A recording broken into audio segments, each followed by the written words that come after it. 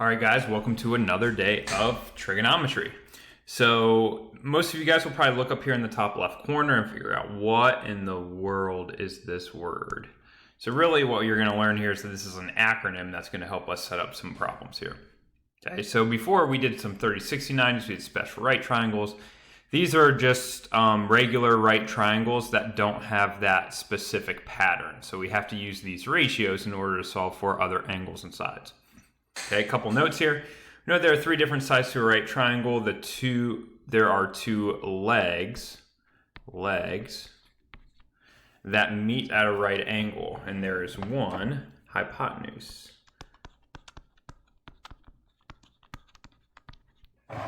Which is always the longest and opposite the right angle. Always opposite the right angle for the hypotenuse.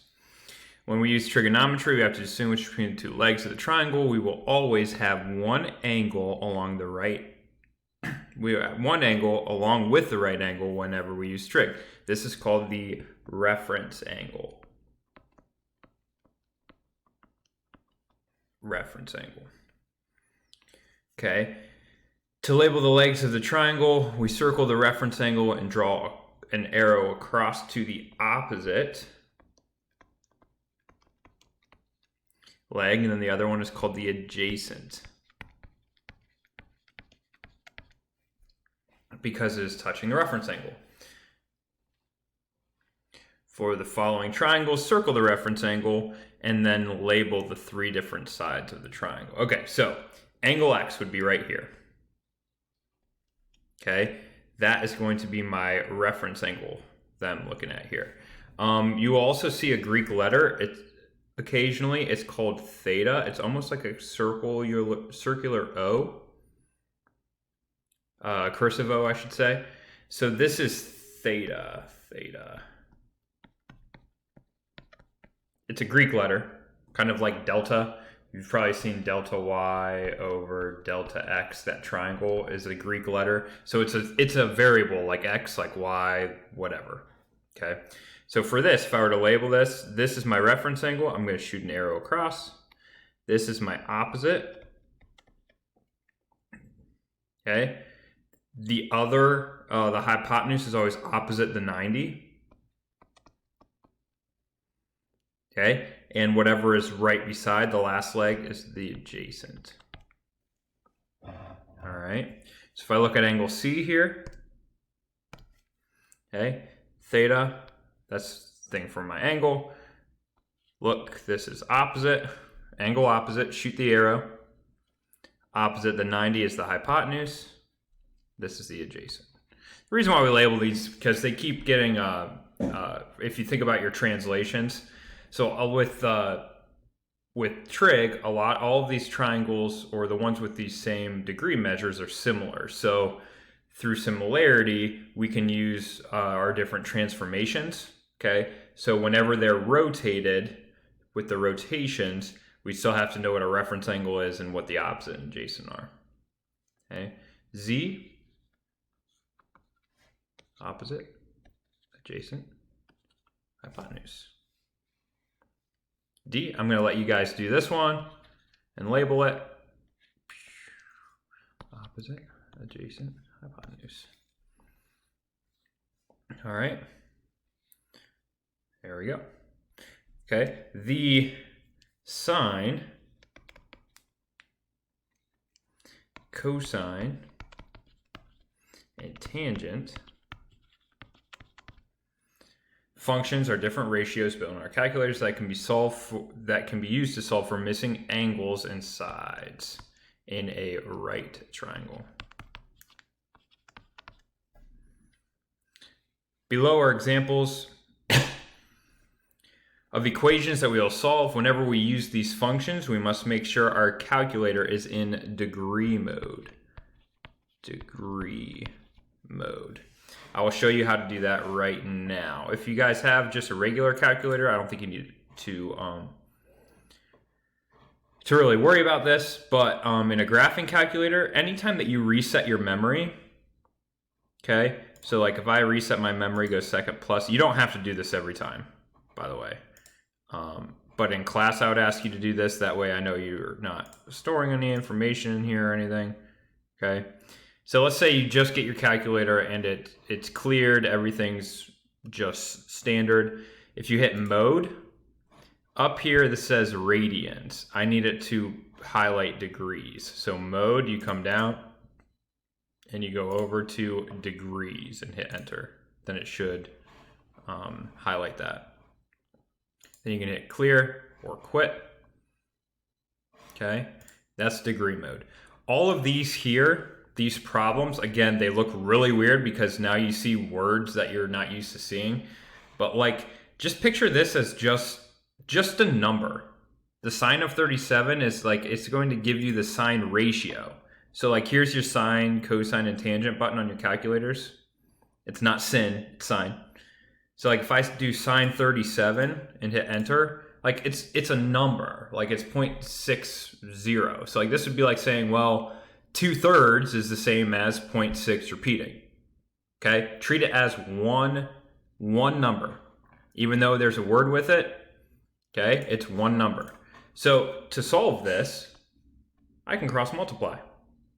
Okay, just like if I just had 37 there, I could cross multiply those two. But this sine 37 always travels together. Okay, always travel together. So whenever I cross multiply, I'd have 1 times 25, which would just be 25, equals sine 37 times h. Sine 37 times h. Okay, or you could have this flip-flop. This could also look like h sine 37. Either way. Okay, so then to solve this, I need to solve for my variable. Same rules apply here. In order to get rid of the inverse of multiplication here is going to be division. So I'm going to have to divide by sine 37. I know, it looks weird. But now this is gone. And then in your calculator, you can do h equals 25 divided by, so to use the fraction, you can use that division sign, sine 37. Or you can do it vertically like this. Okay, either way, but that's how I would put it in my calculator. So make sure you're in degree mode. I'm going to write 25 divided by sine 37. We will apply it here in a little bit. So that's 41.5 because it says nearest tenth over here. So it's 41.5. So the 4 keeps the 5 the same.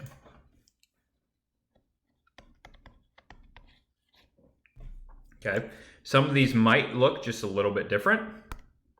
Okay, so but I gave you the 3 different scenarios. This one, you kind of ignore the sine, cosine, and tangent, but it's just kind of how they are set up. Like if you notice here, the variables in the denominator, here the variables in the numerator. So it switches it up a little bit. So I can still cross multiply. I would have 1 times a, which is just a.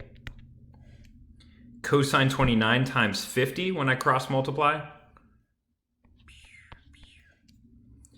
Cosine 29 times 50. Another way that I could do this is I could do 50 cosine 29. Either way would work. You'll probably see me write it this way more in the future. It's just a habit that I have. Okay, 50 cosine 29. So I could do cosine 29 times 50.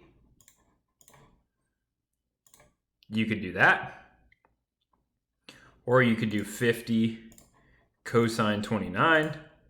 Notice how that cosine and 29 are always together. But if I do this,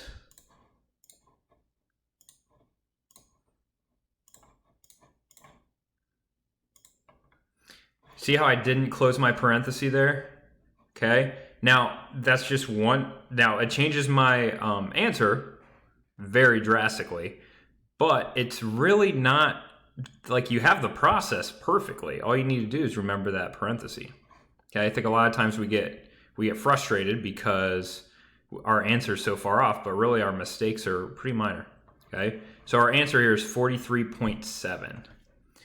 A equals 43.7. Boom. Now this last one, now my variable is an angle. This is an angle. This is the one that will be a little bit different here. So this is saying what angle has the ratio, tangent ratio of 22/33. All right. In order to do this, I cannot just divide by a tangent here. Okay, I can't take a number and divide it by tangent. So what I have to do is take the inverse. Just like this over here, the inverse of multiplication is division. All right, whenever I'm solving my equation. This, there's like a special function for it. So what I'm going to do is I'm going to take the inverse tangent -1 of the left side, and whatever I do to the left, I also have to do to the right. So then these guys will end up canceling out, okay, because they're inverses of each other, just like the sine 37s over here canceled out. And then I'm left with just inverse tangent of 22/33. So I'm left with just my variable here equals tangent -1 of 22/33. And to do that, I'm going to go down to my calculator, and then I'm going to hit second. So notice how all of these -1s are up here, all these inverses. So if I want inverse tangent, I'm going to hit second tangent, and I'm just going to write 22/33. And this should give me my angle for that ratio, 33.7. So since it's an angle,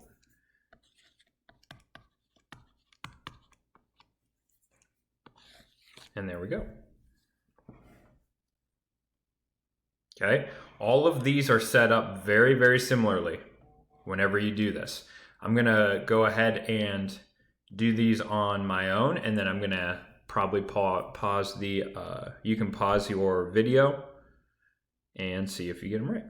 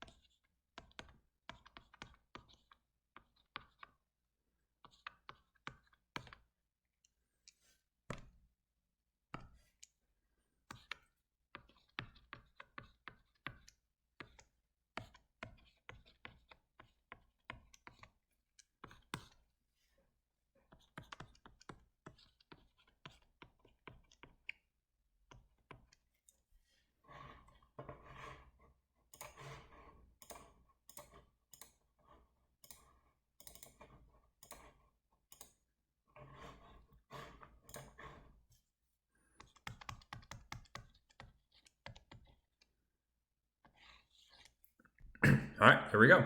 So that is just your introduction to solving these guys. All right, and a little bit of notes with that as well. So I encourage you, if you're still confused, to rewatch this, or I will also post some other videos for you too. All right, thanks.